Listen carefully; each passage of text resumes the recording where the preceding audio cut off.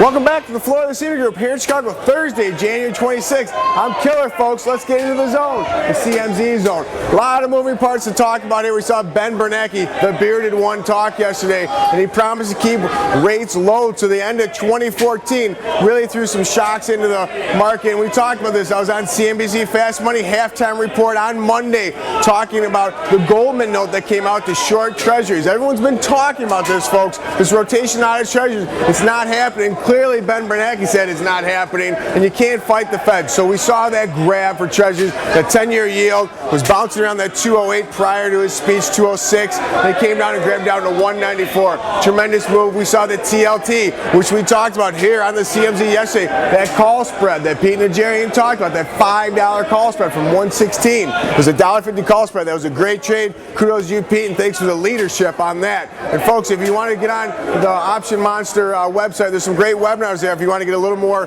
versed into how to trade these options. You know, I'm a futures guy, I'm an ETF guy, but you have to utilize all your tools at hand. Now let's talk about where the market is. The S&P, the equities, we're seeing they got a boost as well. But at the end of the day, folks, we got to go back to Europe. A lot of people are talking about Japan, but my focus continues to be on Europe. The ECB, we talked about that negative yield. So I think the shoes are going to continue to drop over there. The Greece situation, we've talked about that. However, we're seeing, you know, the French Sarkozy-Merkel relationship. Sarkozy's not going to be around anymore the way the French growth is coming out. We're seeing data continue to deteriorate over there.